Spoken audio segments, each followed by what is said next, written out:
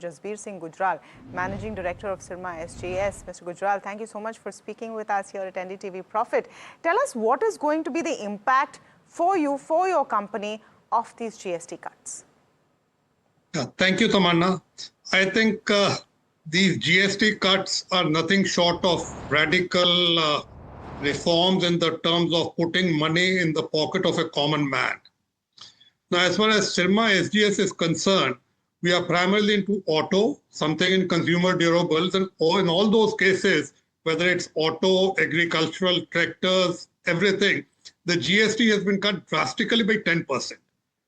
Now, when that sort of money comes into the pocket of a common man, the guys who are at the sort of lower end of the pyramid, I think it's going to be having a multiplier effect on the demand. And I think let's give us some time, 30, 40, 50 days. I think the demand will kick in very fast and it will be a steep increase in demand. The conversations that you're having right now on all ends of the pipeline in terms of input tax credit, in terms of the removal of compensation cess, there seems to be some confusion about how the implementation will go through. Just wanted to get your thoughts here. See, I think once the fine print is out, those things will get resolved. You see, when you have such a sort of a dramatic change in the structure and everything, there will be some teething troubles. And I think let's not quip about it that these things are there. These things will be there, but they'll get resolved as long as the government is proactive, the intent is clear. I think then it's only a question of time when these the rough edges get evened out.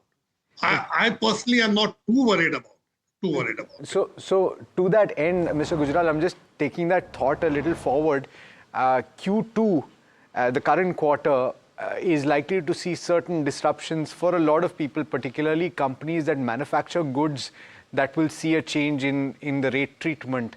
So therefore, to your investors and to people that study the financials, what kind of messaging would you have to give out to say that, okay, have a little patience, wait for things to settle?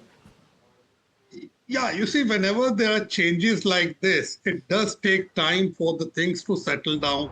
There'll be something in the fine print which we miss out in the first read, and that pans out as the sort of time passes. But I personally don't feel it's going to have any significant negative impact. It's only going to have positive impact. At the retail end, the stocks in hand as on 22nd of whatever this is okay. But otherwise, I think we are on track, and I don't see a significant variation or volatility in the performance of the companies, including ours. And I think we are on track with what we have guided. Do you think that companies, and there hasn't been a lot of time since the initial announcement came through, but some signs that inventory management has taken place, do you think that companies have already been proactive to adjust that and to say that they will ramp up production once these things come into effect? Do you think that there's some element of that will play through? Yeah, you see, what happens is that the festival season is around the corner. So typically, based on the past trends in the previous years, the customers and companies and the vendors they engage in a dialogue and they ramp up the inventory levels to cater to the increased demand. Now, this GST cut is only going to increase the demand further. To that extent, well, there are no free lunches. If you want more revenue, you have to work for it. So we'll have to work that extra in the remaining 30, 40, 50 days to ensure that the retail outlets or our customers are stocked with enough inventory so that the customer gets the material or the goods which he wants. Just a follow-up on that, assuming that, as you're saying, the demand uptick does take place, it might take a couple of months. Do you anticipate that capacity will have to be added? I'm not necessarily speaking only about you, but then a perspective on your output also would be beneficial. See, typically, I think every businessman or every company plans its capacities, and it's a threshold which they want to define, that if they have reached a 75% or 80% of their installed capacity, they start planning additional capacities. Now, that is a task cut out for each company. It would have its own benchmarks. I personally don't believe that capacity should be a constraint in the coming months to deliver what is required by the consumer. Can you tell us about this strategic joint venture that you've announced with Elemaster?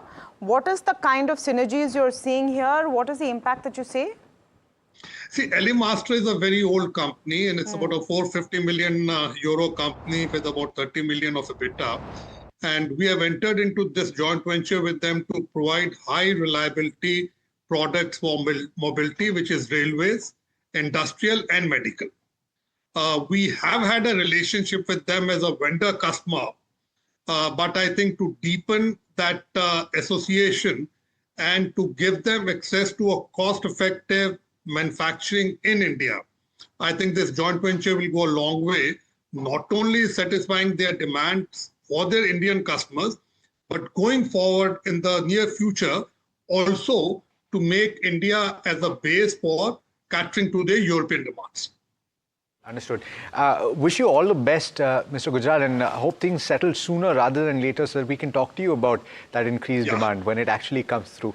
Yeah, I think one thing, it's on the industry to pass on the benefits. Yes. So I am on the industry side, but I think it's incumbent on the industry. Let's not expect only the government to do a heavy lifting.